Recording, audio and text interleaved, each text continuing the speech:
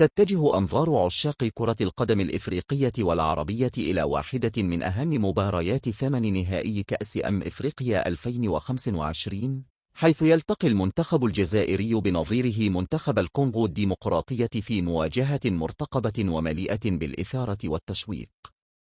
هذا اللقاء يحمل أهمية كبيرة لكلا المنتخبين، حيث يسعى المنتخب الجزائري لمواصلة مشواره نحو الأدوار النهائية بعد تقديمه أداء مميزا في دور المجموعات، بينما يسعى منتخب الكونغو الديمقراطية لتحقيق المفاجأة وإثبات نفسه كخصم قوي في البطولة. ستنطلق المباراة يوم الثلاثاء الموافق 6 يناير 2026 على إحدى الملاعب المغربية المخصصة لمباريات البطولة في إطار دور ثمن النهائي، وستبدأ صافرة البداية في تمام الساعة 7 مساء بتوقيت السعودية والساعة 6 مساء بتوقيت الجزائر، وهو توقيت مناسب لمتابعة الجماهير في مختلف الدول العربية والإفريقية.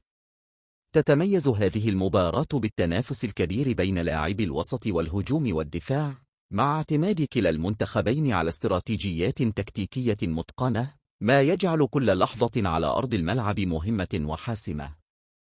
الجماهير تتوقع مشاهدة أداء قوي ومليء بالندية، مع فرص للهجمات المرتدة والكرات الثابتة التي قد تحدث فرقا في نتيجة المباراة. أما من ناحية البث التلفزيوني، فستكون المباراة متاحة عبر شبكة بين سبورتس، الناقل الرسمي للبطولة في منطقة الشرق الأوسط وشمال إفريقيا، مع تعليق عربي يوفر تجربة مشاهدة سلسة وممتعة لكل المتابعين.